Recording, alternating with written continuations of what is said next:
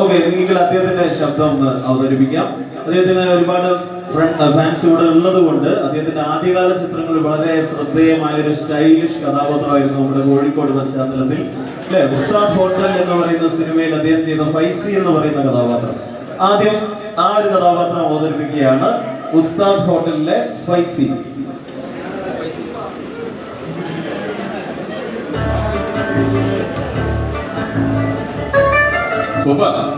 നിങ്ങളെ പോകുന്നതിനെ കഥയെന്ന് പറഞ്ഞു എനിക്ക് പോകുന്നില്ല. സുലൈമാൻ കുടിച്ചോണ്ടല്ലേ കുപ്പ അതിന്റെ രുചി അറിയാൻ പറ്റൂ. നിങ്ങളേതായ പൂരിനെ മനസ്സിലോട്ടില്ല. ആരായിരുന്നത്? Thank U.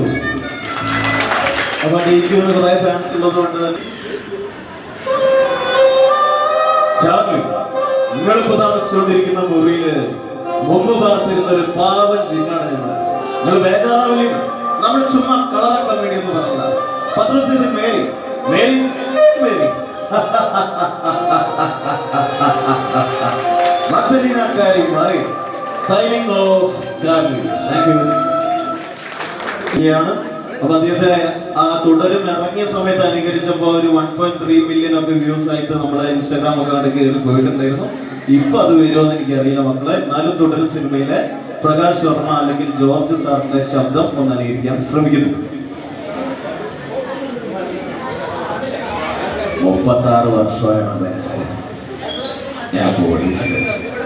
ഇതിനിടയിൽ പുറത്ത് അറിയുന്നതും അറിയാത്തതുമായ പല ചേട്ടത്തരങ്ങളും ഞാൻ ചെയ്തിട്ടുണ്ട്. പക്ഷെ അതിലൊന്നും എനിക്കൊരു റിഗ്രറ്റും ഇല്ലടാ. 2 ദിവസം കഴിഞ്ഞ് ഞാൻ ഡിപ്പാർട്ട്മെന്റിൽ നിന്ന് റിട്ടയർ ആയി ASP മെഡലും വാങ്ങി ഇറങ്ങുമ്പോ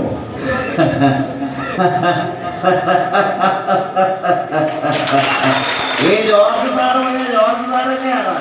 നീ ആരെയാണ് ഈ പേടിപ്പിക്കുന്നത് എന്നെ? അയ്യേ അയ്യേ അയ്യേ അയ്യേ അയ്യേ അയ്യേ അയ്യേ.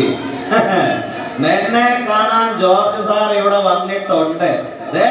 നിന്റെ മുന്നിൽ ജോർജ് സാർ ഇങ്ങനെ വന്ന് നിൽക്കുന്നുണ്ടല്ലേ. നീ ജോർജ് സാറിന് ഇനിയും കുറെ അറിയാനുണ്ടല്ല. Thank U.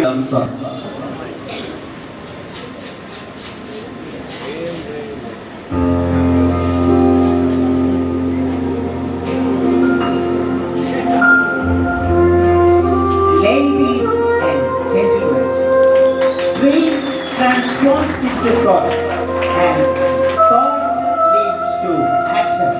So work hard with dream. Thank you.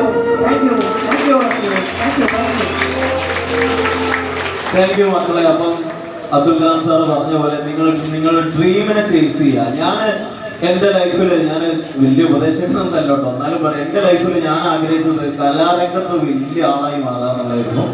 എപ്പോഴും ജീവിതം അങ്ങനെ പിടിച്ച് പിറകോട്ട് വലിച്ചുകൊണ്ടിരിക്കും. അങ്ങനെയൊക്കെ അങ്ങോട്ട് കലാരംഗത്ത് ആളാവണ്ട. നമുക്ക് ഇവിടെ ഭാര്യയുണ്ട്, കുട്ടിയുണ്ട്, അച്ഛനെ നോക്കണം, അമ്മേനെ നോക്കണം, മക്കളെ നോക്കണം. അങ്ങനെ 3 റെസ്പോൺസിബിലിറ്റി ഇങ്ങനെ ഡിസ്ട്രാക്ട് ചെയ്തപ്പോഴങ്ങനെ കറക്കിക്കൊണ്ടിരിക്കുന്നല്ലേ. നമുക്കൊക്കെ പല കുത്തുവാക്കുകളൊക്കെ കേൾക്കുന്നുണ്ടോ? ഭയങ്കര സംഭവമാണല്ലോ അല്ലേ.